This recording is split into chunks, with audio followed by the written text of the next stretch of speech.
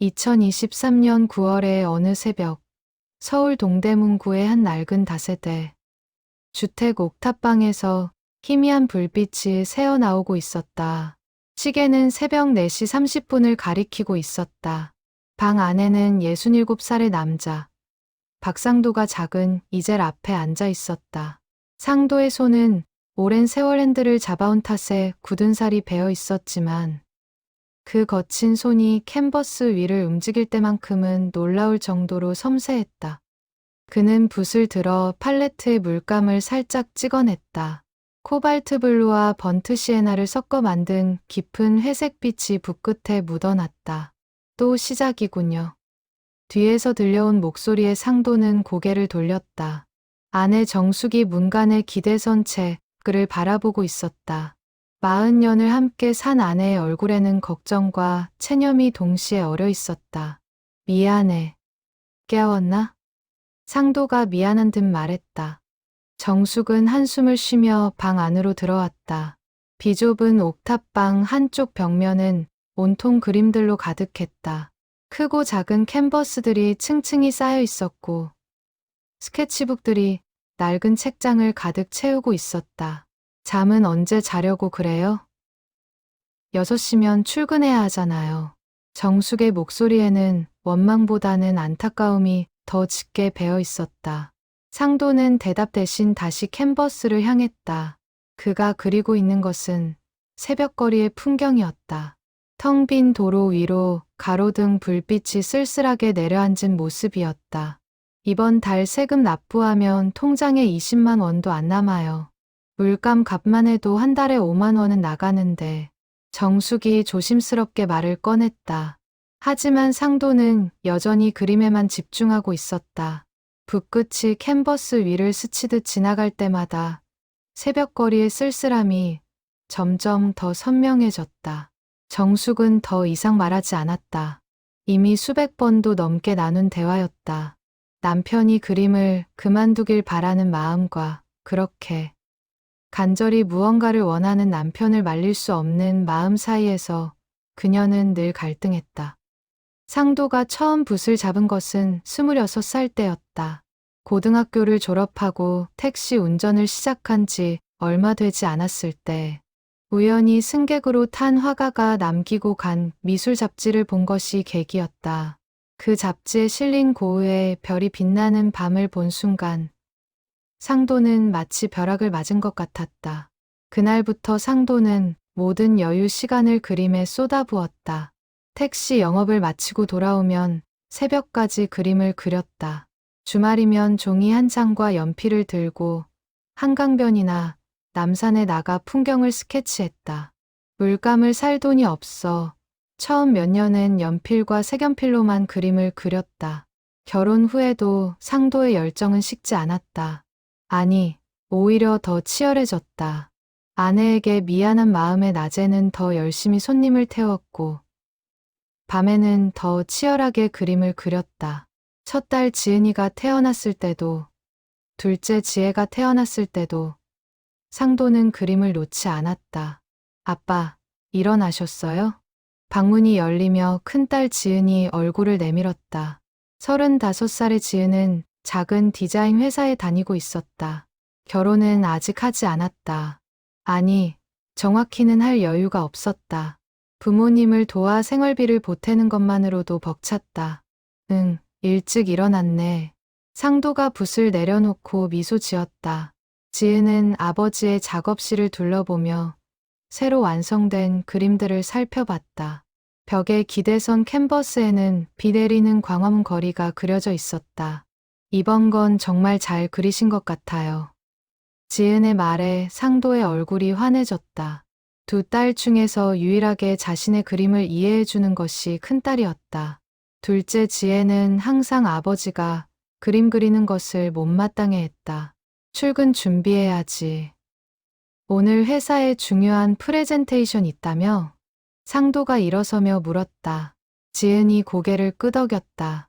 상도는 간단히 세수를 하고 낡은 택시 기사복을 입었다. 정숙이 준비해준 김밥과 물통을 챙겨 들고 현관문을 나섰다. 새벽 공기가 차가웠다. 9월의 서울은 이제 가을로 접어들고 있었다. 상도는 걸어서 10분 거리에 있는 택시 차고지로 향했다. 그의 몸에는 40년 넘게 새겨진 습관이 배어 있었다. 차고지에는 벌써 몇몇 기사들이 나와 있었다. 모두 상도와 비슷한 나이의 사람들이었다. 젊은 기사들은 요즘 택시 일을 잘하지 않았다. 배달이나 대리운전이 훨씬 돈벌이가 좋았기 때문이다. 박 기사 또 밤샜어? 얼굴이 말이 아니네. 동료 기사 하나가 말을 걸었다. 상도는 씁쓸하게 웃으며 고개를 끄덕였다. 그는 자신의 택시에 올라타 시동을 걸었다. 15년째 몰고 있는 낡은 소나타였다. 계기판의 주행거리는 이미 80만 킬로미터를 넘어서고 있었다. 첫 손님을 태운 것은 동대문구청 앞에서였다. 출근길 직장인이었다. 상도는 능숙하게 핸들을 조작하며 강남으로 차를 몰았다. 그의 머릿속에는 새벽에 그리던 그림이 아른거리고 있었다. 가로등 불빛의 번짐을 조금 더 자연스럽게 표현하려면 어떻게 해야 할까? 오전 내내 손님을 태우고 다니며 상도는 계속 그 생각을 했다. 점심시간이 되어 간단히 김밥을 먹으며 휴식을 취할 때도, 오후에 다시 영업을 시작할 때도 그의 머릿속은 온통 그림 생각뿐이었다. 저녁 6시쯤 상도는 인사동 부근에서 한 젊은 여자를 태웠다. 손님은 뒷좌석에 앉으며 목적지를 말했다. 해화동 로터리까지 가주세요. 상도가 고개를 끄덕이고 출발하려는데 뒷좌석에서 작은 비명 소리가 들렸다. 어머, 이게 뭐예요? 상도가 백미러로 뒷좌석을 보니 손님이 좌석 밑에서 뭔가를 집어 들고 있었다. 낡은 스케치북이었다. 상도는 깜짝 놀라 차를 세웠다. 아, 그건 제 거예요. 죄송합니다. 상도가 황급히 뒤를 돌아보며 손을 내밀었다. 하지만 여자는 이미 스케치북을 펼쳐보고 있었다. 그녀의 눈이 점점 커졌다. 이거, 기사님이 그리신 거예요? 스케치북에는 서울 거리의 다양한 풍경이 연필로 섬세하게 스케치되어 있었다. 광화문 광장, 한강 다리, 남대문 시장, 경복궁. 모두 택시를 운전하며 상도가 본 풍경들이었다. 네, 그냥 취미로. 상도가 머쓱하게 대답했다. 여자는 스케치북을 넘기며 한 장 한 장 천천히 살펴봤다. 그녀의 표정이 진지해졌다. 기사님, 혹시 미술 전공하셨어요? 아니요. 독학입니다. 독학이라고요? 이 그림들이? 여자의 목소리에 놀라움이 가득했다. 상도는 어색하게 웃으며 다시 운전석을 향했다. 빨리 가드려야죠. 시간 되셨죠? 하지만 여자는 스케치북을 내려놓지 않았다. 그녀는 한참을 그림들을 들여다보다가 조심스럽게 입을 열었다. 실은 제가 미술 큐레이터예요. 인사동에 있는 작은 갤러리에서 일하는데. 상도의 가슴이 쿵 하고 내려앉았다. 큐레이터라는 말에 긴장이 되었다. 그는 40년 넘게 그림을 그려왔지만 단 한 번도 전문가에게 자신의 그림을 보여준 적이 없었다. 기사님 그림, 정말 특별해요. 이렇게 거리의 감성을 잘 잡아낸 작품은 처음 봐요. 여자가 진심 어린 목소리로 말했다. 상도는 백미러로 그녀를 바라봤다. 30 초반으로 보이는 여자는 스케치북을 소중히 안고 있었다. 과찬이십니다. 그냥 시간 날 때마다 끄적이는 거예요. 끄적인다고요? 이게 그냥 끄적인 그림이라고요? 여자는 믿을 수 없다는 표정을 지었다. 그녀는 가방에서 명함을 꺼내 상도에게 건넸다. 저는 시간의 틈 갤러리에서 일하는 강민주라고 해요. 혹시 다른 작품들도 볼 수 있을까요? 캔버스 작업 같은 거 하세요? 상도는 명함을 받아들며 잠시 망설였다. 집에는 지난 40년간 그린 그림들이 수백 점 쌓여 있었다. 하지만 그 누구에게도 제대로 보여준 적이 없었다. 가족들조차 그의 그림을 진지하게 바라본 적이 없었다. 글쎄요. 보여드릴 만한 건 아니라서. 아니에요. 꼭 보고 싶어요. 이 스케치만 봐도 기사님의 색채 감각과 구도 감각이 예사롭지 않거든요. 민주의 목소리에는 간절함이 묻어났다. 상도는 갈등했다. 평생 꿈꿔온 순간이 이렇게 갑자기 찾아올 줄은 상상도 못했다. 제 연락처 드릴게요. 언제든 편하실 때 연락 주세요. 정말 기사님 작품, 많은 사람들이 봐야 한다고 생각해요. 민주가 자신의 번호를 메모지에 적어 건넸다. 상도는 그 메모지를 받아 주머니에 넣었다. 그리고 다시 시동을 걸어 해화동을 향해 출발했다. 차 안은 한동안 조용했다. 민주는 계속 스케치북을 넘기며 그림들을 감상했고, 상도는 복잡한 마음으로 핸들을 잡고 있었다. 40년을 기다려온 기회가 이렇게 찾아올 줄이야. 해화동 로터리에 도착하자 민주가 차에서 내렸다. 요금을 지불하며 그녀가 다시 한번 말했다. 꼭 연락 주세요. 약속해요. 상도는 고개를 끄덕였다. 민주가 떠난 후에도 상도는 한참을 그 자리에 멈춰 서 있었다. 그의 손이 미세하게 떨리고 있었다. 그날 밤, 상도는 평소보다 일찍 귀가했다. 집에 도착하니 식구들이 모두 거실에 모여 저녁을 먹고 있었다. 둘째 지혜도 와 있었다. 지혜는 근처 병원에서 간호사로 일하고 있었다. 일찍 오셨네요? 정숙이 놀라며 물었다. 상도는 대답 대신 소파에 털썩 주저앉았다. 그의 얼굴에는 복잡한 감정이 교차하고 있었다. 무슨 일 있어요? 큰딸 지은이 걱정스럽게 물었다. 상도는 주머니에서 민주의 명함과 메모지를 꺼내 식탁 위에 놓았다. 오늘 갤러리 큐레이터를 만났어. 상도의 말에 식구들이 모두 그를 쳐다봤다. 정숙의 얼굴에 불안한 기색이 스쳤다. 큐레이터요? 왜요? 내 스케치북을 봤대. 다른 그림들도 보고 싶다는데. 상도가 조심스럽게 말했다. 지은의 얼굴이 환해졌다. 정말요? 아빠, 대단하신데요. 하지만 정숙과 지혜의 반응은 달랐다. 정숙은 한숨을 쉬었고, 지혜는 냉소적인 표정을 지었다. 아빠, 또 그림 이야기예요? 이제 그만 좀 하세요. 지혜가 짜증 섞인 목소리로 말했다. 상도의 얼굴이 굳었다. 지혜야, 그게 무슨 말이니? 무슨 말이긴요. 아빠 나이가 몇인데 아직도 화가 꿈 어쩌고 하세요? 우리 집이 얼마나 힘든지 몰라요? 지혜의 목소리가 높아졌다. 상도는 아무 말도 하지 못했다. 언니 결혼도 못하고 저도 결혼 생각도 못하는 게 다 아빠 때문이에요. 물감 사는 돈만 모았어도 지금쯤 전셋집이라도 얻었겠죠. 지혜야, 그만해. 지은이 동생을 말렸지만 지혜는 멈추지 않았다. 엄마는 평생 고생만 하셨어요. 아빠는 그림만 그리면 되니까 좋겠네요. 우리가 얼마나 힘든지는 생각도 안 하시죠? 상도의 눈가가 붉어졌다. 그는 천천히 일어나 자신의 작업실로 향했다. 뒤에서 정숙이 지혜를 나무라는 소리가 들렸지만 상도는 그냥 방문을 닫았다. 작업실 벽면을 가득 채운 그림들이 상도를 바라보고 있었다.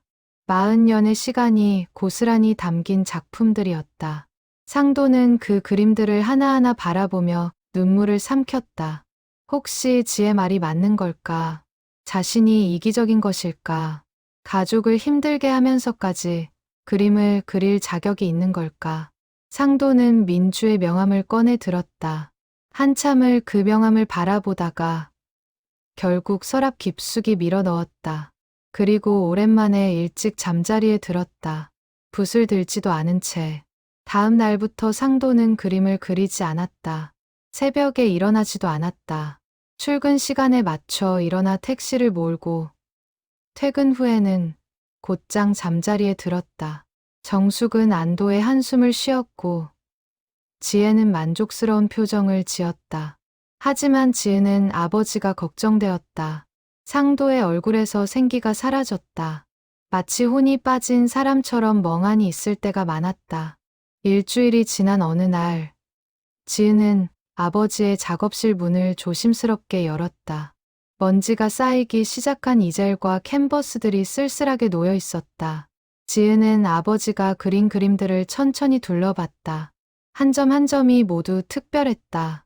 거친 붓터치 속에 담긴 섬세한 감성, 평범한 일상을 특별하게 만드는 시선.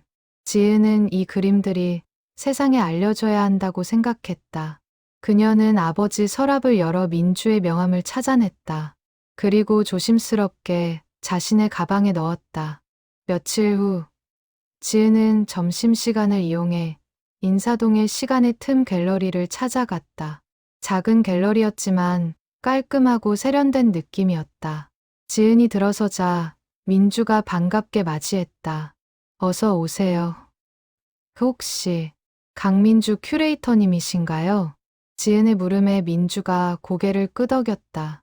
지은은 아버지 이야기를 꺼냈다. 저희 아버지, 박상도 기사님 기억하세요? 택시에서 스케치북을. 민주의 눈이 반짝였다. 그럼요.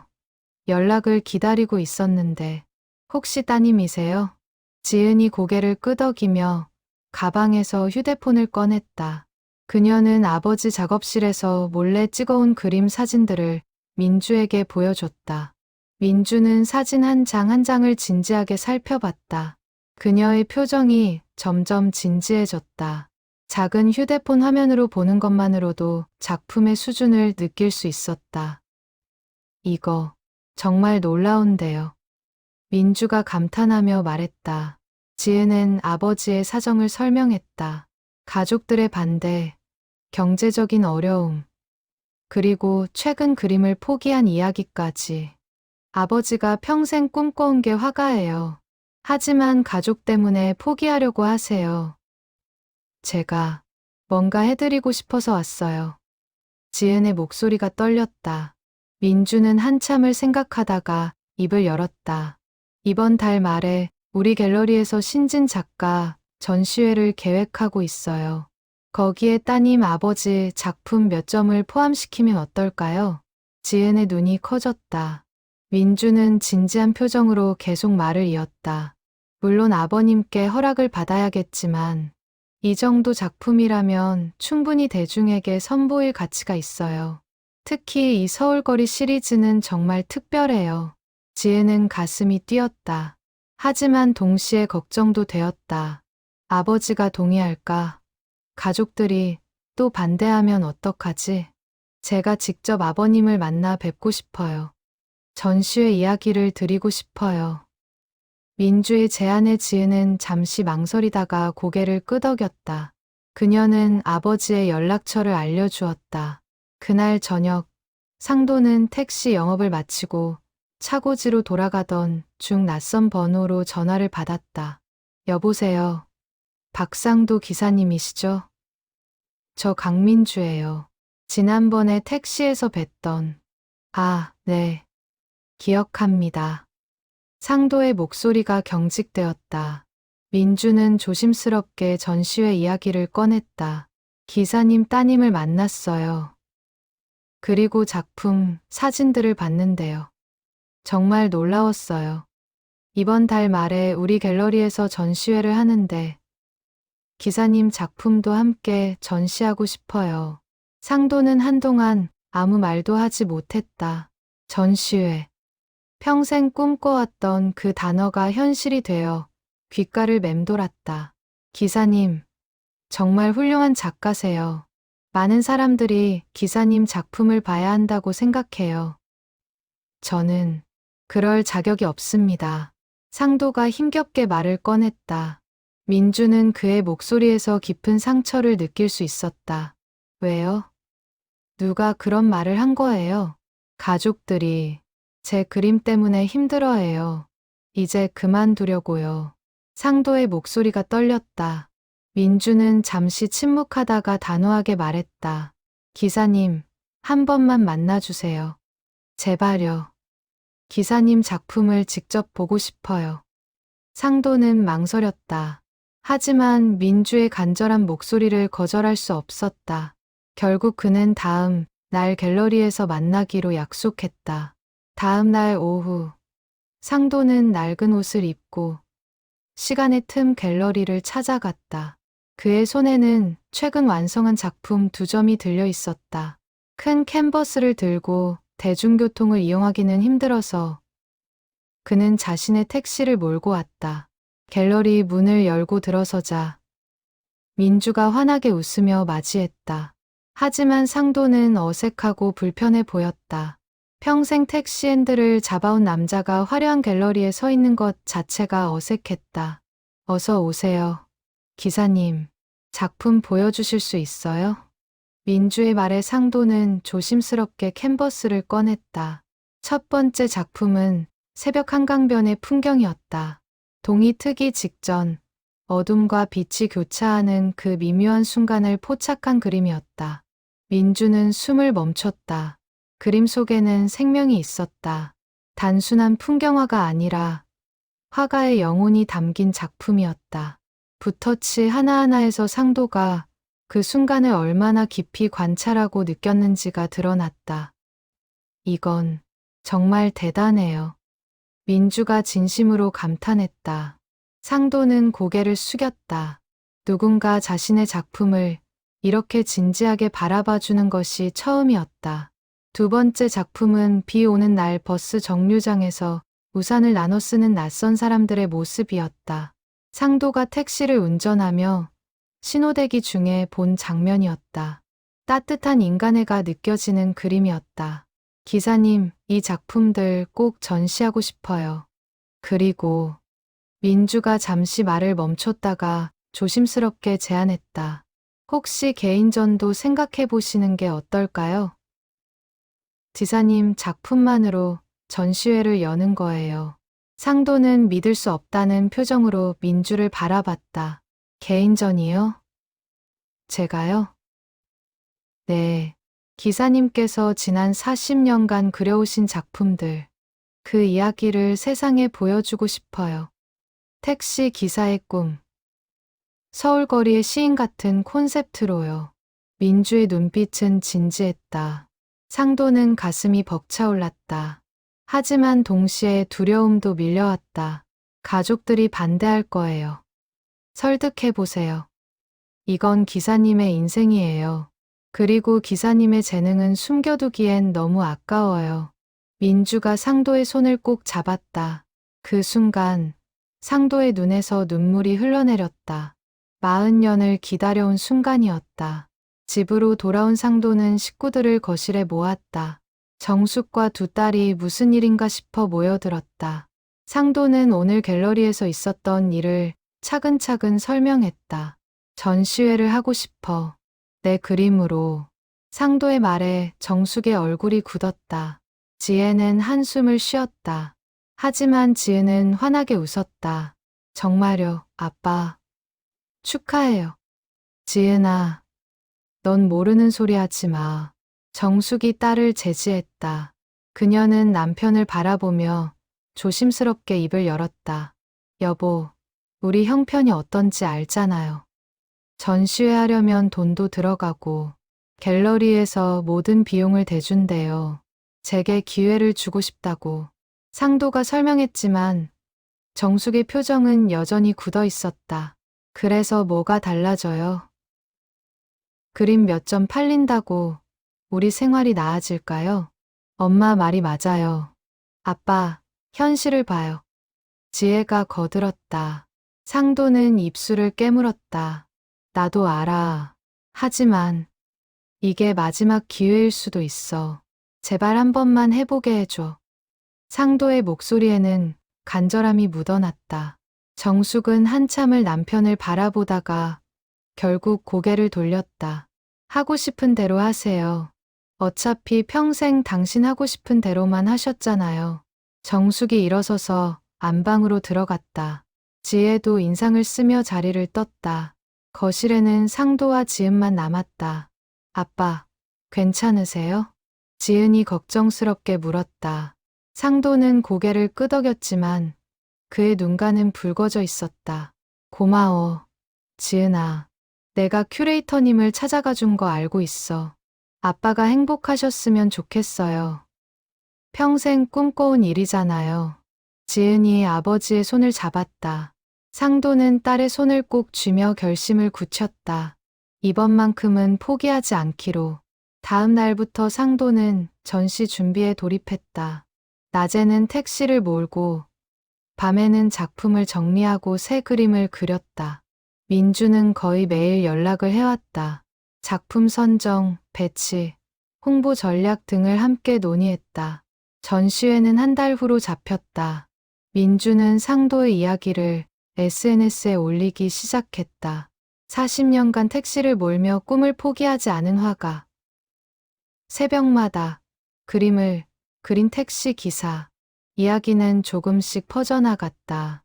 그러던 어느 날, 한 지역 신문사에서 상도를 인터뷰하고 싶다는 연락이 왔다. 민주는 흥분해서 상도에게 전화를 걸었다. 기사님, 신문 인터뷰 제의가 들어왔어요. 이거 정말 큰 기회예요. 상도는 떨리는 마음으로 인터뷰에 응했다. 기자는 상도의 작업실을 찾아와 그의 이야기를 깊이 있게 취재했다. 40년간의 여정, 가족과의 갈등, 그리고 포기하지 않은 꿈에 대해. 인터뷰 기사가 나간 후 반응은 뜨거웠다. 많은 사람들이 상도의 이야기에 감동했다. 전시회에 대한 관심도 높아졌다. 민주는 더 큰 규모의 전시를 계획하기 시작했다. 하지만 집안 분위기는 점점 더 차가워졌다.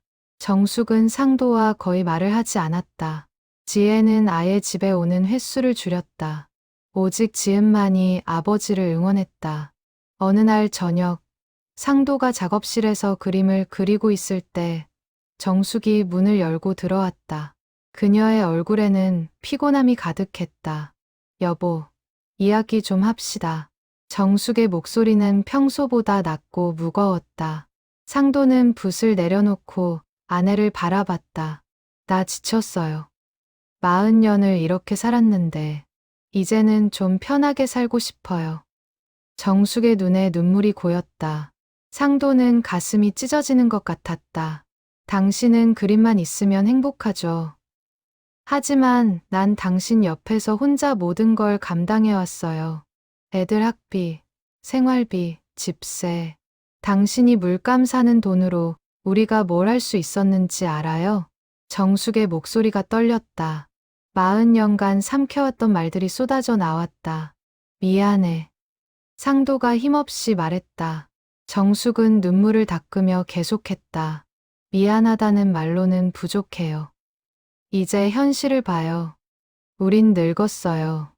은퇴 준비도 안 되어 있고 저축한 것도 없어요. 당신 택시 일도 언제까지 할 수 있을지 모르는데 이번 전시회가 잘 되면 뭐가 달라져요? 그림 몇 점 팔린다고 우리 인생이 바뀔 것 같아요. 정숙의 말에 상도는 아무 대꾸도 할 수 없었다. 아내 말이 틀린 것도 아니었다. 전시회가 성공한다는 보장도 없었고 설령 성공한다 해도 당장의 경제적 어려움을 해결할 수 있을지 확신할 수 없었다. 제발 한 번만 믿어줘. 상도가 간신히 말했다. 정숙은 고개를 저으며 방을 나갔다. 문이 닫힌 후 상도는 한참을 그 자리에 서 있었다.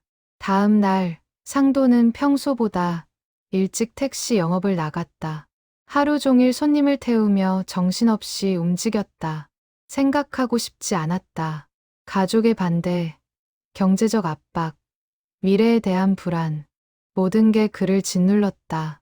저녁 무렵, 상도는 강남역 근처에서 한 노부부를 태웠다. 두 사람은 뒷좌석에서 다정하게 대화를 나누고 있었다. 여보, 오늘 미술관 가길 잘했죠? 그림들이 정말 멋있었어요. 그러게 말이야. 나도 젊었을 때 그림 그리고 싶었는데. 노인의 말에 상도의 귀가 쫑긋해졌다. 아직도 늦지 않았어요. 요즘은 실버 미술교실도 많던데. 한번 다녀보세요. 이제 뭐. 손도 떨리고 그냥 젊었을 때 해볼 걸 그랬다는 생각만 들어. 노인의 목소리에는 아쉬움이 묻어났다. 상도는 백미러로 노인의 얼굴을 바라봤다. 자신보다 나이가 많아 보이는 노인의 표정에는 깊은 후회가 서려 있었다. 목적지에 도착하자 노부부가 차에서 내렸다. 상도는 한참을 그 자리에 멈춰 서 있었다. 노인의 말이 계속 머릿속을 맴돌았다. 젊었을 때 해볼 걸 그랬다는 그 말이. 그날 밤 상도는 작업실에 앉아 오래된 그림들을 꺼내봤다. 26살 때 처음 그린 서툰 스케치부터 최근에 완성한 작품들까지 40년의 시간이 그림 속에 고스란히 담겨 있었다. 각 그림마다 추억이 있었다. 첫 딸이 태어났을 때 그린 봄날의 벚꽃, 둘째가 초등학교에 입학하던 날 그린 학교 앞 풍경, 아내와 싸우고 난 후 그린 어두운 빗길. 그림은 상도의 일기장이자 삶의 기록이었다. 아빠, 문이 열리고 지은이 들어왔다. 그녀는 아버지 옆에 앉으며 그림들을 함께 바라봤다. 이거 제가 태어났을 때 그린 거죠? 지은이 한 그림을 가리키며 물었다. 봄날 햇살이 쏟아지는 산부인과 창밖 풍경이었다. 응, 내가 태어나던 날 병원 창밖을 보고 그렸어. 너무 기쁘고 감사해서. 상도의 목소리가 떨렸다. 지은은 아버지의 손을 잡았다. 아빠, 전시회 꼭 하세요. 엄마와 지혜 언니는 제가 설득할게요. 하지만 아빠는 평생 가족을 위해 살았잖아요. 이제 아빠를 위해 사는 것도 필요해요. 그리고 전 아빠 그림이 정말 자랑스러워요. 지은의 말에 상도는 눈물을 글썽였다. 딸이 자신을 이해해준다는 것만으로도 큰 위안이 되었다. 다음 날, 지은은 어머니와 동생을 설득하기 시작했다. 정숙을 만나 조용히 이야기를 나눴다. 엄마, 아빠가 얼마나 행복해 하시는지 봤어요? 평생 저렇게 빛나는 표정 처음 봤어요. 그래도 지은아, 우리 형편이 저 도와드릴게요. 제 월급에서 조금씩 보태드릴게요. 그러니까 이번 전시회만큼은 아빠 하시게 해주세요. 지은의 간절한 부탁에 정숙은 한참을 망설이다가 결국 고개를 끄덕였다. 사실 그녀도 남편이 행복해하는 모습을 보며 마음이 흔들리고 있었다. 지혜를 설득하는 것은 더 어려웠다. 동생은 완강히 반대했다. 언니, 현실을 봐. 우리 집이 얼마나 힘든지 몰라? 알아. 하지만 지혜야, 아빠가 꿈을 이루는 것도 중요하지 않아? 꿈. 그걸 왜 우리가 희생하면서 지켜줘야 해? 지혜의 목소리에는 원망이 가득했다. 지혜는 동생의 손을 잡았다. 아빠가 우릴 위해 얼마나 많은 걸 포기하셨는지 생각해봐. 맨날 낡은 택시를 몰면서도 우리 학비는 꼬박꼬박 대주셨잖아. 그건 이번 한 번만 아빠를 응원해줘. 제발. 지은의 간청에 지혜는 결국 마지못해 고개를 끄덕였다. 하지만 그녀의 표정에는 여전히 불만이 가득했다. 전시회 준비는 빠르게 진행되었다. 민주는 상도의 작품 중 가장 인상적인 50점을 선정했다. 서울거리 시리즈, 새벽 풍경 시리즈, 사람들의 일상을 담은 시리즈. 각 시리즈마다 상도의 삶과 감성이 고스란히 담겨 있었다. 전시회 제목은 새벽의 화가 40년의 여정으로 정해졌다. 포스터에는 상도가 택시 안에서 스케치하는 모습과 그의 대표작 중 하나인 새벽 한강 그림이 함께 실렸다. 민주는 적극적으로 홍보에 나섰다. SNS는 물론 지역 언론사들에게도 보도자료를 배포했다. 60대 택시 기사의 꿈 이루기. 40년 만에 빛을 본 숨은 재능. 스토리는 사람들의 마음을 움직였다. 전시회 일주일 전, 민주는 상도에게 전화를 걸었다. 기사님, 좋은 소식이 있어요. 한 방송국에서 다큐멘터리 촬영을 하고 싶대요. 다큐멘터리요?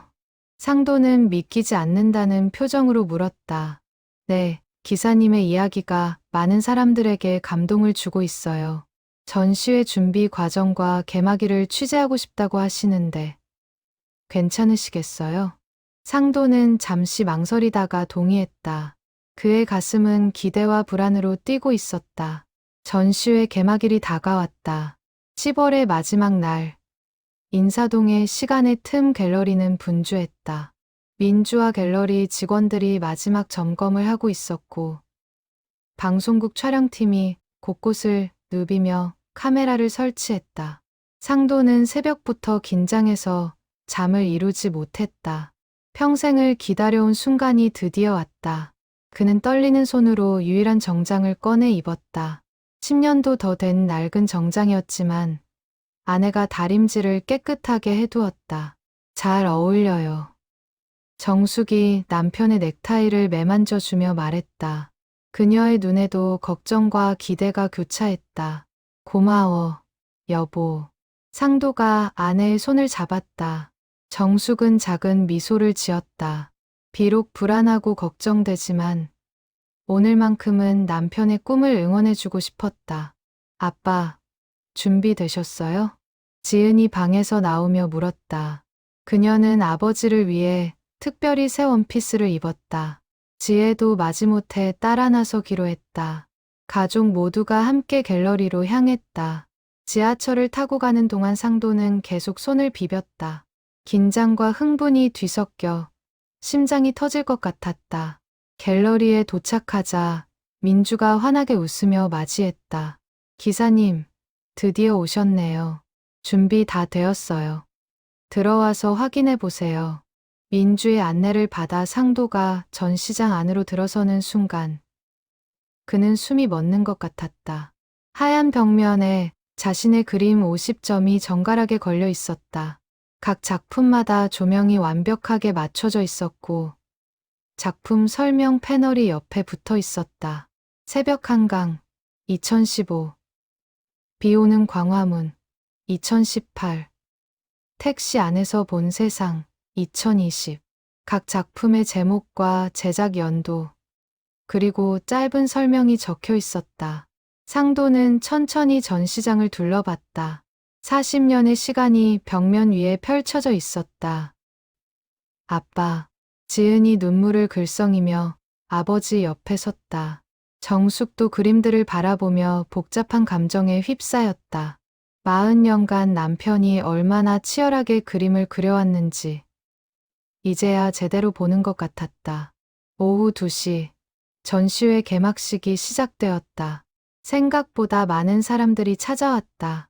언론 보도를 보고 온 사람들, 상도의 이야기에 감동받은 사람들, 미술 애호가들, 작은 갤러리는 금세 사람들로 가득 찼다. 민주가 마이크를 잡고 개막 인사를 했다. 오늘 이 자리에 와주신 모든 분들께 감사드립니다. 오늘 소개해드릴 작가님은 매우 특별한 분입니다. 40년간 택시 기사로 일하시며 새벽마다 붓을 드신 분이죠. 박상도 작가님을 소개합니다. 박수 소리가 터졌다. 상도는 떨리는 걸음으로 앞으로 나갔다.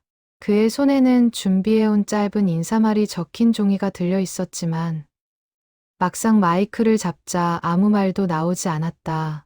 한참을 침묵하던 상도가 간신히 입을 열었다. 저는 그저 그림이 좋아서 그렸을 뿐입니다. 떨리는 목소리였다. 상도는 눈물을 참으며 계속했다. 가족들에게 미안하고 특히 아내에게 미안합니다. 40년을 이기적으로 살았습니다. 하지만 그림을 그릴 때만큼은 제가 살아있다고 느낄 수 있었습니다. 상도의 고백에 전시장이 조용해졌다. 사람들은 모두 그의 말에 귀를 기울였다. 제 그림은 특별한 기술이 없습니다. 그저 제가 본 것, 느낀 것을 담았을 뿐입니다. 새벽거리를 달리며 본 고요함, 비 오는 날의 쓸쓸함, 사람들의 작은 친절, 평범한 일상 속에서 발견한 아름다움을 그렸습니다. 상도가 말을 마치자 다시 박수가 터져 나왔다. 그는 고개를 숙여 인사하고 자리로 돌아왔다. 가족들이 그를 맞이했다. 정숙은 눈물을 닦고 있었고 지은은 아버지를 껴안았다. 지혜도 조용히 아버지의 손을 잡았다. 사람들이 작품을 감상하기 시작했다. 상도는 조심스럽게 관람객들 사이를 걸으며 그들의 반응을 지켜봤다. 어떤 사람은 오랫동안 한 작품 앞에 서서 감상했고 어떤 사람은 감동적이라며 눈물을 훔쳤다. 이 그림 정말 좋네요.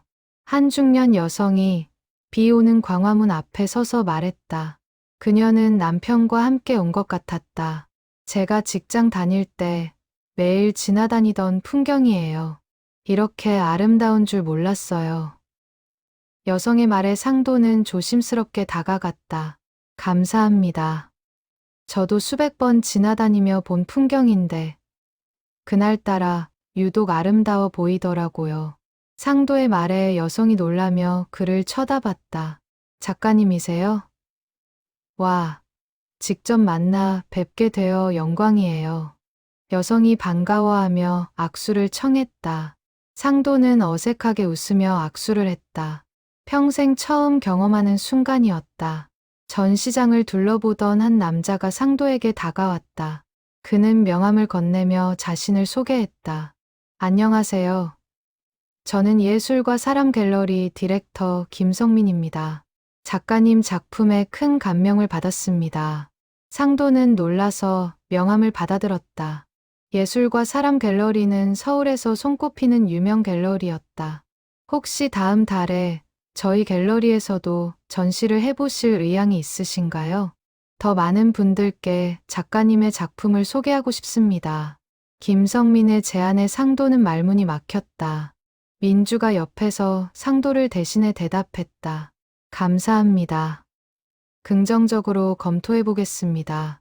김성민이 떠난 후 민주는 상도에게 속삭였다. 기사님, 이거 대박이에요. 예술과 사람은 정말 유명한 곳이거든요. 상도는 꿈을 꾸는 것 같았다. 이 모든 것이 현실이 맞는지 확신할 수 없었다. 오후 내내 사람들이 끊이지 않고 찾아왔다. 그리고 놀라운 일이 벌어졌다. 개막 첫날 5점의 작품이 판매되었다. 가격은 각각 200만 원에서 500만 원 사이였다. 기사님 축하드려요. 첫날부터 이렇게 많이 팔린 건 정말 드문 일이에요. 민주가 기뻐하며 말했다. 상도는 믿을 수 없다는 표정으로 판매 계약서를 바라봤다. 총 1,500만 원. 평생 택시를 몰아도 쉽게 벌지 못할 금액이었다. 저녁이 되어 개막식이 끝나고 가족들은 함께 식사를 하러 갔다. 오랜만에 온 가족이 함께 편안한 분위기에서 식사를 했다. 아빠, 정말 축하해요. 지은이 아버지에게 축하의 말을 건넸다.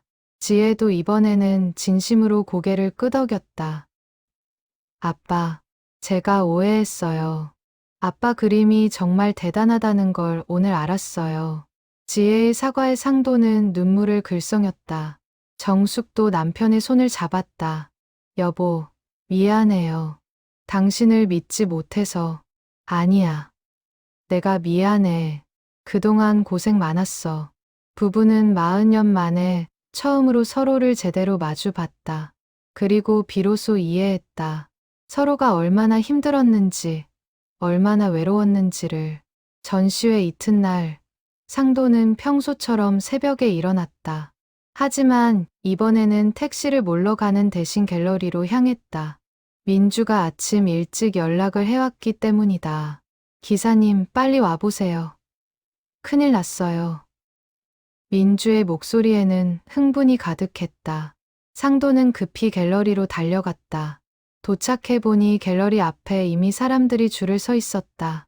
아직 문을 열기 전인데도 10여 명의 사람들이 입장을 기다리고 있었다. 이게 무슨 일이에요? 상도가 놀라서 물었다. 민주는 휴대폰을 꺼내 보여줬다.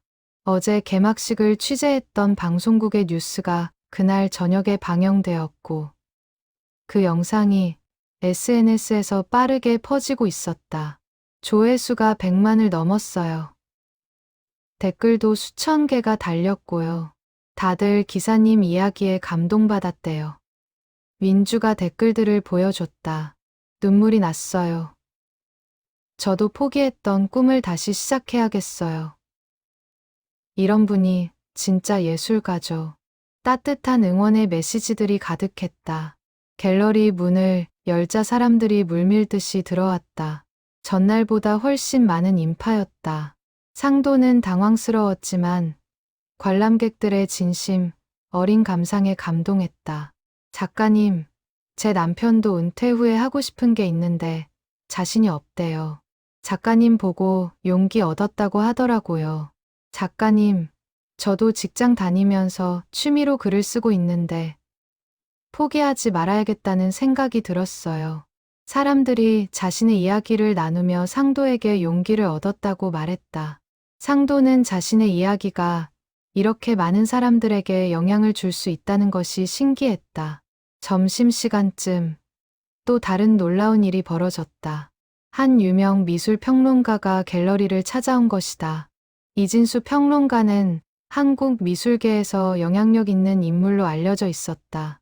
박상도 작가님이시죠? 만나 뵙게 되어 영광입니다.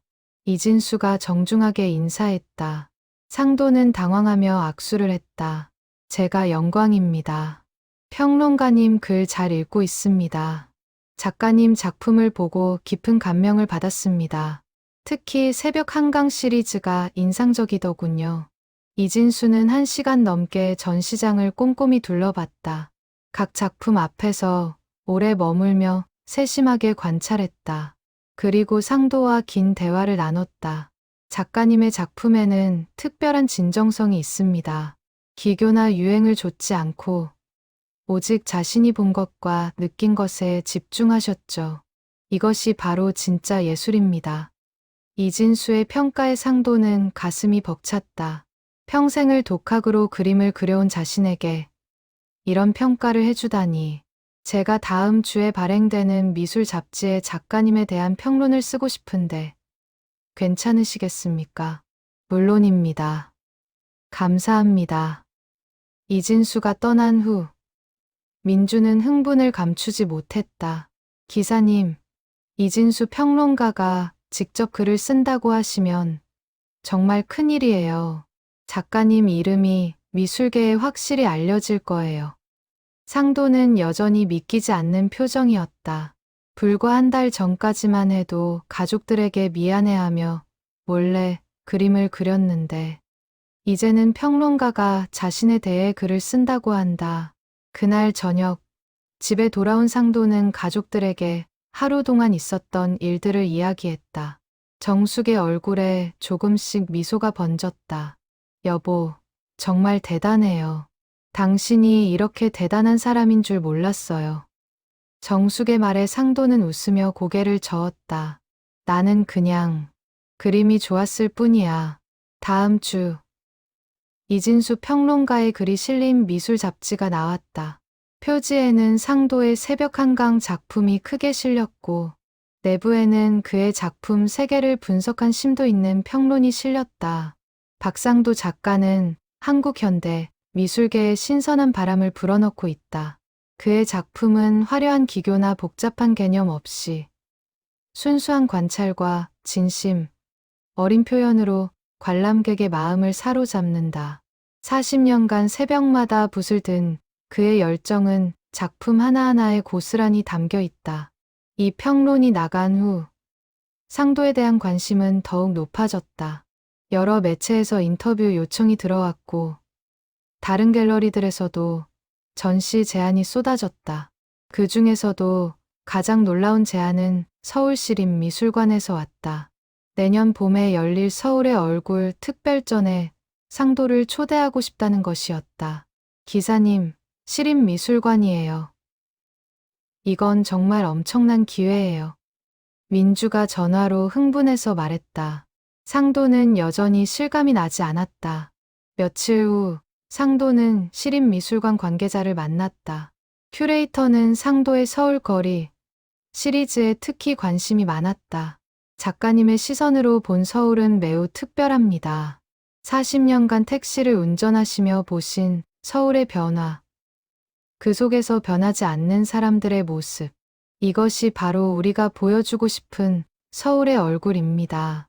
상도는 이 제안을 수락했다.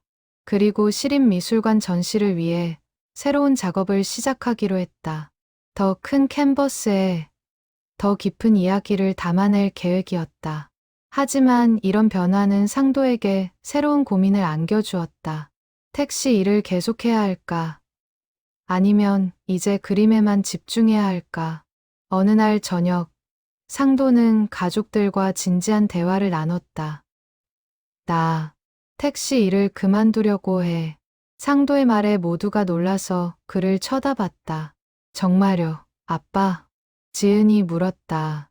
상도는 고개를 끄덕였다. 이제 더 이상 두 가지를 병행할 수 없을 것 같아. 그림에 집중하고 싶어. 정숙은 걱정스러운 표정을 지었다. 하지만 수입이 지난주에 팔린 그림 값과 앞으로 들어올 전시비를 합하면 당분간은 괜찮을 것 같아요. 민주와 상의한 결과였다. 그림 판매와 전시로 들어오는 수입이 택시, 영업 수입보다 많아질 것으로 예상되었다. 그리고 시립미술관 전시가 성공하면 작품 가격도 올라갈 거예요. 큐레이터님이 그러시더라고요. 지은이 아버지를 격려했다. 정숙은 한참을 고민하다가 결국 고개를 끄덕였다. 좋아요. 평생 택시나 몰았으니 이제 정말 하고 싶은 일만 하세요. 정숙의 허락에 상도는 눈물을 글썽였다. 아내가 마침내 자신을 진심으로 응원해주는 것 같았다. 다음 날 상도는 택시회사에 사직서를 제출했다. 40년을 함께한 동료들이 아쉬워하며 작별 인사를 했다. 박 기사, 잘 됐네. 이제 진짜 화가로 살 수 있게 됐잖아. 동료, 기사들이 축하해줬다. 상도는 감사하며 악수를 나눴다.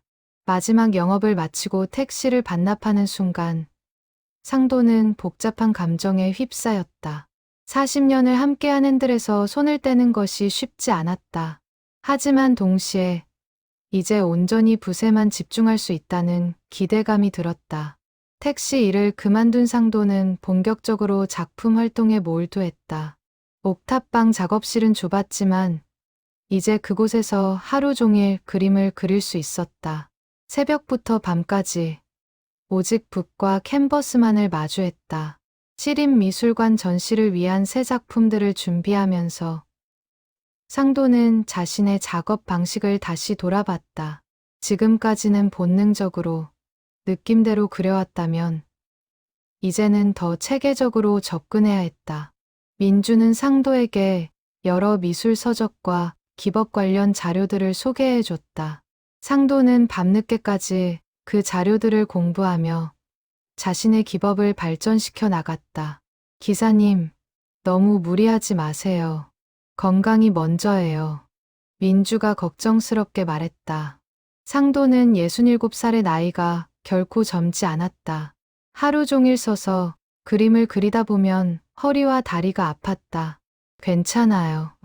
이제 시간이 많지 않잖아요. 할 수 있을 때 최대한 해야죠. 상도의 말에 민주는 더 이상 뭐라 하지 못했다. 그녀는 상도의 열정을 이해했다. 40년을 기다려온 기회를 그는 한순간도 낭비하고 싶지 않았다. 11월 중순 또 다른 좋은 소식이 들려왔다. 상도의 전시가 한 온라인 미술 플랫폼에 소개되면서 해외 컬렉터들의 관심을 받게 된 것이다. 기사님, 일본 컬렉터가 비 오는 광화문 작품을 사고 싶대요. 1,000만 원을 제시했어요. 민주의 전화에 상도는 깜짝 놀랐다. 1,000만 원. 평생 택시를 몰아도 쉽게 벌 수 없는 금액이었다. 정말요? 해외에서도 제 그림을 사려고 한다고요? 네. 그리고 미국에 있는 한국 교민 갤러리에서도 전시 제안이 들어왔어요. 내년 여름에 LA에서 전시를 하면 어떻겠냐고요. 상도는 믿을 수 없다는 표정으로 휴대폰을 쥐고 있었다. 불과 2달 전만 해도 옥탑방에서 몰래 그림을 그리던 자신이 이제는 해외 전시까지 제안받다니. 그날 저녁, 상도는 가족들에게 이 소식을 전했다. 모두가 놀라워하며 축하해줬다. 아빠, 정말 대단하세요. 미국 전시라니. 지은이 흥분해서 말했다. 지혜도 이제는 진심으로 아버지를 자랑스러워하는 표정이었다. 아빠, 다음에 제 친구들한테 자랑해야겠어요. 우리 아빠 유명한 화가라고. 지혜의 말에 모두가 웃었다. 정숙은 남편의 손을 꼭 잡았다. 축하해요, 여보. 당신 꿈이 이뤄지고 있네요. 하지만 성공과 함께 새로운 압박감도 찾아왔다. 더 많은 사람들이 상도의 그림을 기대했고, 더 높은 수준을 요구했다. 상도는 밤잠을 설치며 작업에 매달렸다. 어느 날 새벽, 상도는 작업실에서 쓰러졌다. 과로와 스트레스로 인한 일시적인 어지럼증이었다. 정숙이 발견하고 급히 병원으로 데려갔다. 무리하시면 안 됩니다. 나이를 생각하셔야죠. 의사의 경고에 상도는 고개를 끄덕였지만 마음속으로는 쉬고 싶지 않았다. 아직 그려야 할 그림이 너무 많았다. 병원에서 돌아온 후 정숙은 남편에게 단호하게 말했다. 당신, 이제 좀 쉬어요. 건강을 잃으면 아무 소용 없어요. 하지만은 무슨, 시립미술관 전시까지는 아직 시간 있잖아요. 천천히 준비하세요. 정숙의 강한 말투에 상도는 결국 고개를 숙였다. 그날부터 상도는 조금 더 규칙적인 생활을 하려고 노력했다. 아침 운동도 시작하고 저녁에는 일찍 잠자리에 들었다. 12월이 되자 인사동 전시가 막을 내렸다. 한 달간의 전시에서 총 25점의 작품이 판매되었다. 총 판매액은 2억 원을 넘었다. 민주화 갤러리 측이 수수료를 제외하고도 상도가 받는 금액은 1억 5천만 원이었다. 여보, 이게 정말 우리 통장이에요? 정숙이 통장을 보며 믿을 수 없다는 표정으로 물었다. 평생 몇백만 원 이상 본 적 없던 통장에 2억에 가까운 금액이 찍혀 있었다. 그러게 말이야. 나도 믿기지가 않아. 상도도 어리둥절한 표정이었다. 40년간 그림을 그리며 꿈꿔온 순간이었지만 막상 현실이 되니 실감이 나지 않았다. 이제 좀 편하게 살 수 있겠네요. 정숙이 눈물을 글썽이며 말했다. 상도는 아내를 꼭 껴안았다. 고생 많았어, 여보. 이제 내가 보답할게. 상도는 그동안 아내가 원했던 것들을 하나씩 해주기 시작했다. 먼저 낡은 옥탑방에서 나와 작은 빌라를 전세로 얻었다. 넓은 작업실이 있는 집이었다. 지은에게는 결혼 자금을 마련해 주었고, 지혜에게는 자동차를 사주었다. 두 딸 모두 눈물을 흘리며 아버지에게 감사했다. 아빠, 이제 아빠가 진짜 자랑스러워요. 지혜가 처음으로 아버지에게 진심 어린 감사를 표현했다. 상도는 딸을 꼭 안아주며 그동안의 미안함을 전했다. 새 집으로 이사한 후 상도는 더욱 열정적으로 작업에 몰두했다. 넓고 밝은 작업실에서 그는 더 큰 캔버스에 도전했다. 시립미술관 전시를 위한 대작들을 준비하기 시작했다. 그는 서울의 사계절을 주제로 대형 연작을 기획했다. 봄의 한강, 여름의 광화문, 가을의 남산, 겨울의 청계천. 각 계절마다 택시를 몰며 본 서울의 모습을 담기로 했다. 이번 작품은 이전 것들과는 다를 거예요. 더 크고 더 깊은 이야기를 담을 거예요. 상도가 민주에게 자신의 계획을 설명했다. 민주는 기대에 찬 표정으로 고개를 끄덕였다. 기사님의 새로운 도전. 기대되네요. 하지만 건강 챙기시는 것도 잊지 마세요. 상도는 약속했다. 이번에는 무리하지 않고 건강을 유지하며 차근차근 준비하기로. 겨울 내내 상도는 작업에 집중했다. 때로는 하루 종일 캔버스 앞에 서 있기도 했고, 때로는 거리로 나가 스케치를 하기도 했다. 이제는 택시가 아닌 지하철과 버스를 타고 다니며 서울을 관찰했다. 새로운 시선으로 본 서울은 또 다른 아름다움이 있었다. 승객이 아닌 관찰자로서, 바쁜 운전자가 아닌 여유로운 화가로서 본 서울은 더욱 풍부한 이야기를 담고 있었다. 2024년 봄이 왔다. 벚꽃이 만개한 서울 거리를 보며 상도는 새로운 영감을 얻었다. 그는 봄의 한강 시리즈를 완성하기 위해 여의도와 뚝섬을 오가며 스케치를 했다. 어느 날 한강 둔치를 걷던 상도는 한 노인을 만났다. 노인은 벤치에 앉아 멍하니 강을 바라보고 있었다. 상도는 그 노인의 뒷모습이 마음에 들어 허락을 구하고 스케치를 시작했다. 젊은이, 그림 그리시는구먼. 노인이 상도를 돌아보며 말했다. 상도는 미소 지으며 대답했다. 네, 화가입니다. 좋겠네. 하고 싶은 일 하면서 사는 게 얼마나 행복한지. 노인의 목소리에는 아쉬움이 묻어났다. 상도는 노인 옆에 앉았다. 저도 67이 되어서야 화가가 되었습니다. 그 전까지는 택시 기사였죠. 상도의 말에 노인이 놀라며 그를 쳐다봤다. 67에요? 그런데 어떻게? 평생을 기다렸습니다. 포기하지 않고요. 상도가 자신의 이야기를 간략히 들려주자 노인의 눈에 눈물이 고였다. 나는 너무 일찍 포기했나 봅니다. 젊었을 때 시인이 되고 싶었는데. 노인이 떨리는 목소리로 고백했다. 상도는 노인의 손을 잡았다. 아직 늦지 않았습니다. 시를 쓰세요. 이 나이에? 나이는 숫자일 뿐입니다. 중요한 건 하고 싶은 마음이죠. 상도의 격려에 노인은 한참을 말없이 앉아 있었다. 그리고 천천히 고개를 끄덕였다. 그래요. 한번 해볼까요? 두 사람은 한참을 함께 앉아 강을 바라봤다. 상도는 그 순간을 마음에 새겼다. 이 장면도 언젠가 그림으로 그려야겠다고. 집으로 돌아온 상도는 그날의 만남을 정숙에게 이야기했다. 여보, 내가 누군가에게 용기를 줄 수 있다는 게 신기해.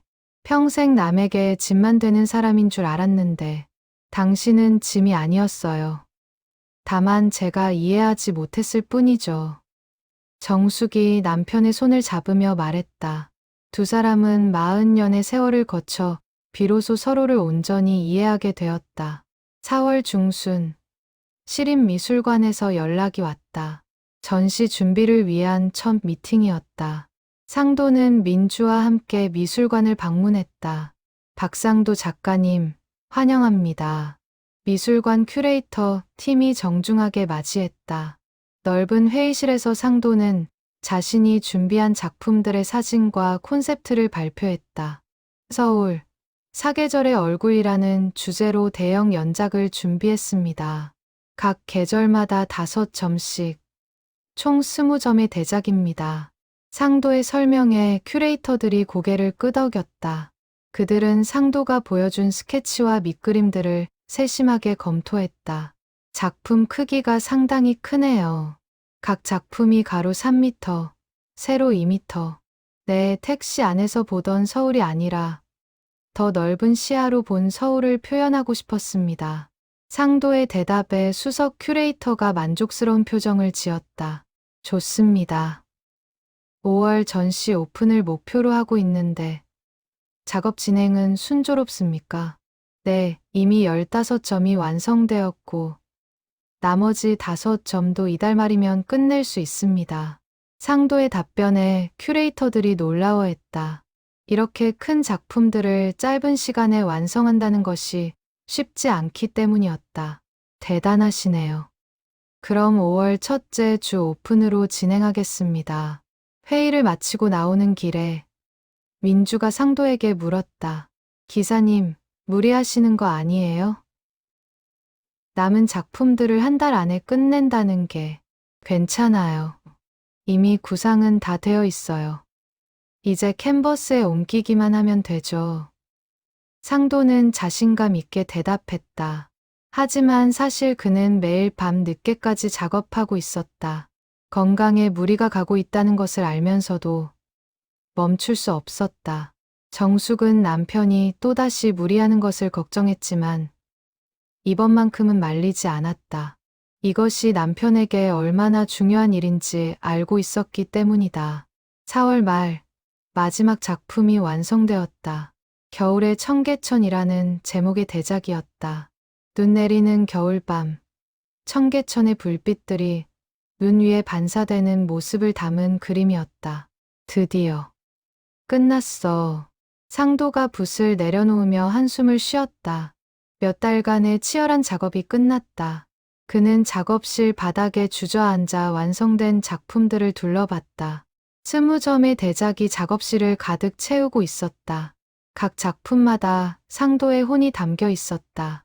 40년간 서울 거리를 달리며 본 모든 것, 느낀 모든 것이 그 안에 있었다. 정숙이 작업실로 들어와 남편을 바라봤다. 상도의 얼굴에는 피로가 역력했지만 동시에 성취감으로 빛나고 있었다. 수고했어요, 여보. 정숙이 남편의 어깨를 주물러주며 말했다. 상도는 아내의 손을 잡았다. 고마워. 당신이 없었으면 여기까지 올 수 없었을 거야. 이제 좀 쉬어요. 전시 오픈까지 일주일밖에 안 남았잖아요. 상도는 고개를 끄덕이고 침대에 누웠다. 그날 밤, 그는 오랜만에 깊은 잠에 빠졌다. 5월 2일, 시립미술관 서울의 얼굴 전시 오픈 전날, 상도의 작품들이 미술관으로 운송되었다. 전문 미술품 운송팀이 조심스럽게 작품들을 옮겼다. 미술관 전시장에 작품들이 설치되는 것을 보며 상도는 가슴이 벅찼다. 자신의 그림이 이렇게 큰 공간에 전시되다니. 평생 꿈꿔왔지만 감히 상상하지 못했던 순간이었다. 작가님, 정말 멋지네요. 큐레이터들도 완성된 전시를 보며 감탄했다. 상도의 작품들은 전시장을 압도했다. 크기뿐만 아니라 작품이 뿜어내는 에너지가 관람객을 사로잡을 것이 분명했다. 개막 전날 밤, 상도는 잠을 이룰 수 없었다. 내일이면 서울시립미술관에서 자신의 개인전이 열린다. 67살에 이룬 꿈이었다. 5월 3일 오전, 서울시립미술관 앞에는 이른 시간부터 사람들이 모여들기 시작했다. 상도의 이야기는 이미 여러 매체를 통해 널리 알려졌고, 많은 이들이 그의 작품을 직접 보기 위해 찾아왔다. 오후 2시, 개막식이 시작되었다. 미술관 대강당은 수백 명의 관람객과 언론으로 가득 찼다. 상도는 가족들과 함께 무대에 올랐다. 시립미술관 관장이 먼저 축사를 했다. 오늘 우리는 매우 특별한 작가를 만납니다. 박상도 작가는 67의 나이에 첫 시립미술관 개인전을 여는 기록을 세우셨습니다. 하지만 더 중요한 것은 그가 40년간 포기하지 않고 꿈을 향해 걸어온 여정입니다. 관장의 말에 청중들이 박수를 보냈다. 상도는 떨리는 마음으로 마이크 앞에 섰다. 저는 특별한 사람이 아닙니다.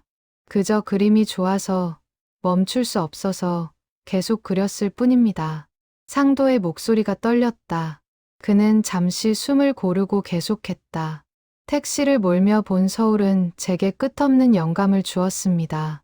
새벽의 고요함, 저녁의 분주함, 비 오는 날의 쓸쓸함, 평범한 일상 속에서 저는 아름다움을 발견했습니다.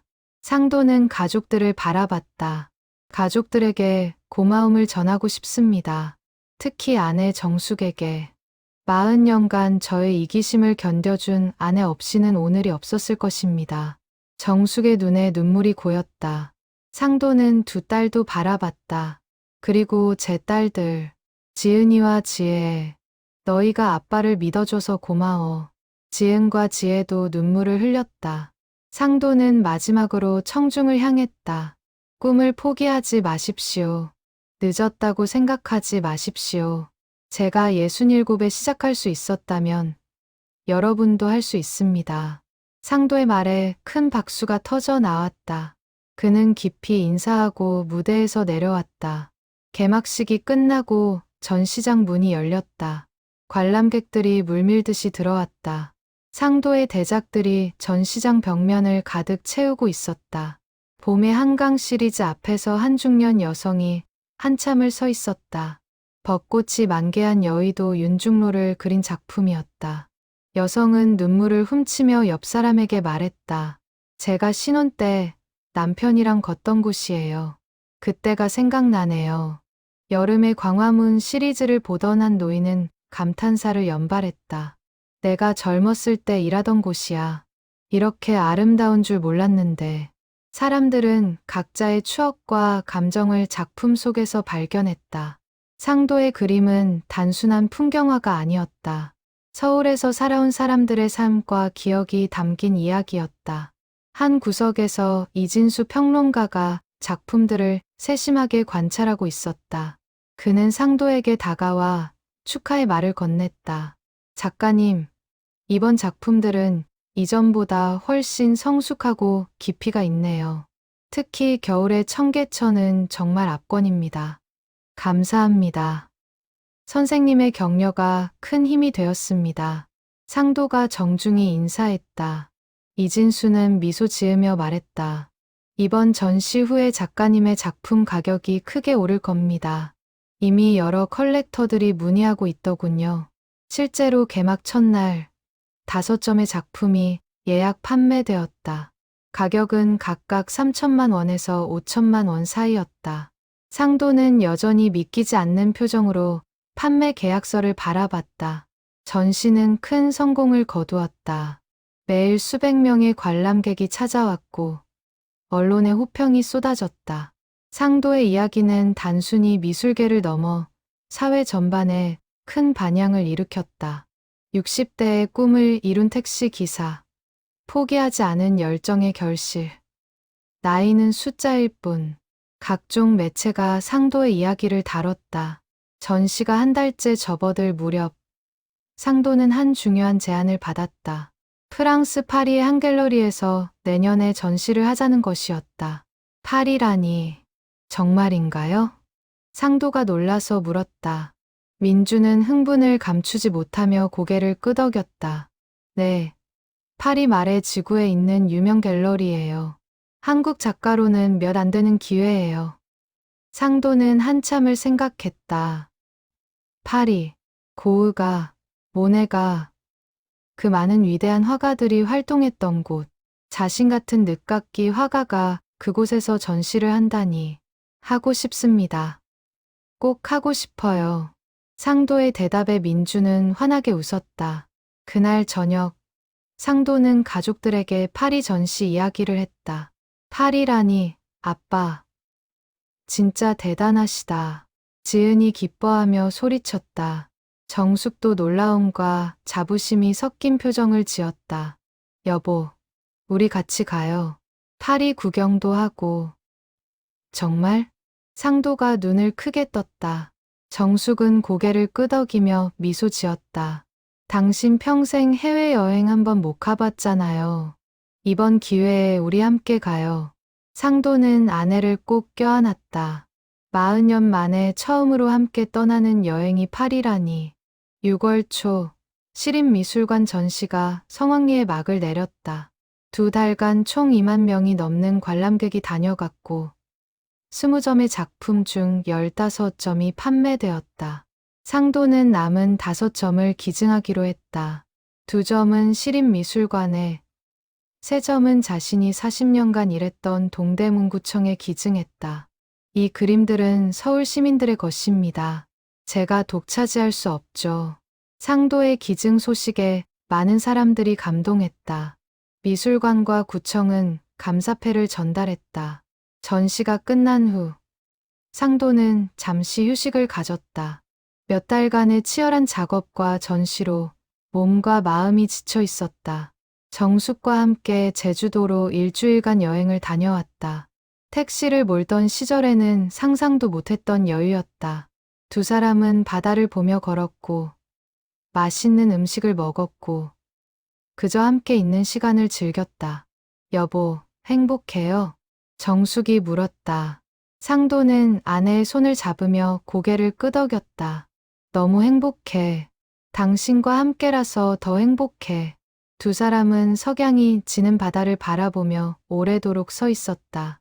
2024년 가을, 상도는 파리 전시를 준비하며 새로운 작품들을 그리기 시작했다. 이번에는 사람들의 얼굴 시리즈였다. 40년간 택시에서 만난 수많은 사람들의 모습을 기억을 더듬어 그렸다. 출근길 직장인의 피곤한 표정, 데이트를 마치고 돌아가는 연인들의 행복한 미소, 병원에서 돌아오는 노인의 외로운 뒷모습, 각각의 얼굴에는 이야기가 있었다. 어느 날 상도는 작업을 하다가 한 사람을 떠올렸다. 10년 전쯤 택시에 탔던 젊은 여자였다. 그녀는 심하게 울고 있었고 상도는 조용히 휴지를 건네주었었다. 그녀가 내릴 때 고맙습니다라고 한 그 목소리가 아직도 기억났다. 상도는 그 여자의 모습을 캔버스에 담았다. 비 오는 날 택시 창밖을 바라보는 젊은 여자의 뒷모습. 슬픔과 희망이 공존하는 그 순간을 포착했다. 작업을 하던 중 상도에게 한 통의 전화가 걸려왔다. 작가님, 저 기억하세요? 10년 전에 택시에서 울었던 사람이에요. 상도는 깜짝 놀랐다. 목소리의 주인공은 정말로 그 여자였다. 어떻게, 뉴스에서 작가님 이야기를 봤어요. 혹시 하고 미술관에 갔는데 정말 그때 그 택시 기사님이 맞더라고요. 여자의 목소리가 떨렸다. 작가님께 꼭 감사 인사를 드리고 싶었어요. 그때 작가님이 말없이 건네주신 휴지 한 장이 저를 살렸어요. 그날 정말 힘든 일이 있었는데 여자는 잠시 말을 멈췄다가 계속했다. 작가님 덕분에 용기를 얻었어요. 지금은 행복하게 살고 있어요. 결혼도 하고 아이도 낳고. 상도는 눈시울이 뜨거워졌다. 자신의 작은 친절이 누군가의 인생을 바꿨다니. 고맙습니다. 그 말을 들으니 정말 기쁘네요. 상도가 간신히 말했다. 전화를 끊은 후 그는 한참을 캔버스를 바라보았다. 사람과 사람 사이의 작은 연결이 얼마나 큰 의미를 가질 수 있는지 깨달았다. 그날 이후 상도는 더욱 진심을 담아 사람들의 얼굴을 그렸다. 각 얼굴마다 누군가의 이야기가, 누군가의 삶이 담겨 있다는 것을 잊지 않았다. 10월이 되자 상도에게 또 다른 놀라운 소식이 전해졌다. 그가 올해의 서울문화예술상을 수상하게 된 것이다. 작가님 축하드려요. 이건 정말 큰 영예예요. 민주가 전화로 축하했다. 상도는 여전히 믿기지 않는다는 표정이었다. 시상식 날, 상도는 가족들과 함께 세종문화회관 대강당에 갔다. 수많은 문화예술인들 사이에서 상도는 여전히 어색해 보였다. 올해의 서울문화예술상 수상자, 박상도 작가님, 사회자의 호명에 상도가 무대로 올라갔다. 시장이 직접 상패와 상금을 전달했다. 박상도 작가님은 60대의 나이에 화가의 꿈을 이루시며 많은 시민들에게 희망과 용기를 주셨습니다. 작가님의 작품은 서울의 아름다움을 재발견하게 했고 평범한 일상의 소중함을 일깨워 주었습니다. 시장의 치사의 청중들이 박수를 보냈다. 상도는 수상 소감을 발표했다. 저는 평범한 택시 기사였습니다. 특별한 재능도 화려한 경력도 없었습니다. 다만 그림을 사랑했고 포기하지 않았을 뿐입니다.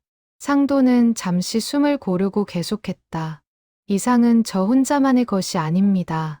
40년간 저를 지켜봐준 아내, 저를 믿어준 딸들, 그리고 기회를 준 민주 큐레이터님 모두의 것입니다. 상도는 청중을 향해 말했다. 여러분, 꿈을 포기하지 마세요. 나이도 환경도 그 어떤 것도 여러분의 꿈을 막을 수 없습니다.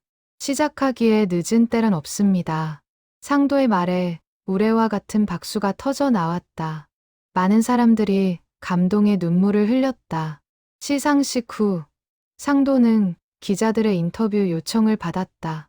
작가님, 앞으로의 계획은 무엇입니까?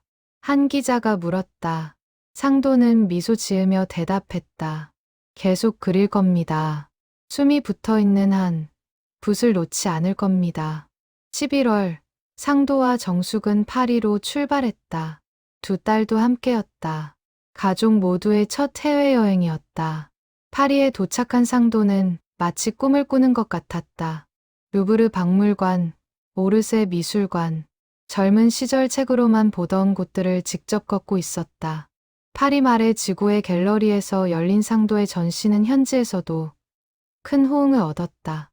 프랑스 언론들은 늦깎이 한국 화가의 감동적인 여정이라며 상도를 소개했다. 개막식 날, 많은 현지인들과 교민들이 찾아왔다. 상도는 서툰 영어로 자신의 이야기를 들려주었다. 통역사가 프랑스어로 번역했다. 나는 40년을 기다렸습니다. 그리고 결코 포기하지 않았습니다. 상도의 말에 청중들이 깊이 공감했다.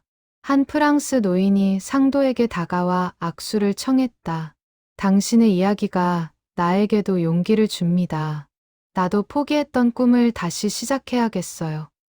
노인의 말에 상도는 눈물을 글썽였다. 언어와 국경을 넘어 꿈과 희망은 모두에게 통하는 것이었다. 파리 전시도 성공적이었다. 열흘간의 전시 기간 동안 8점의 작품이 판매되었다. 유럽 컬렉터들이 상도의 작품에 큰 관심을 보인 것이다. 전시를 마치고 가족들은 파리를 여행했다. 에펠탑에 올라가고 생강을 따라 걸었고 몽마르트 언덕을 올랐다. 몽마르트 언덕에서 상도는 그림을 그리는 거리의 화가들을 보았다. 그들의 모습이 젊은 시절의 자신과 겹쳐 보였다. 여보, 저 사람들 봐요. 우리도 저렇게 그림 그려볼까요? 정숙이 장난스럽게 말했다. 상도는 웃으며 고개를 끄덕였다. 좋아요. 당신 초상화를 그려줄게요. 상도는 즉석에서 아내의 초상화를 그렸다. 서툴지만 진심 어린 그림이었다. 정숙은 그 그림을 받아들고 행복한 미소를 지었다. 평생 간직할게요. 두 사람은 파리의 석양을 바라보며 손을 잡았다. 40년의 고난과 인내 끝에 맞이한 이 순간이 너무나 소중했다. 한국으로 돌아온 후 상도는 새로운 프로젝트를 시작했다. 전국의 택시 기사들을 그리는 길 위의 영웅들 시리즈였다. 40년을 택시를 몰았던 사람으로서 같은 길을 걷는 사람들을 기록하고 싶어요. 상도는 전국을 다니며 택시 기사들을 만나고 그들의 초상화를 그렸다. 각자의 이야기, 각자의 꿈을 담았다.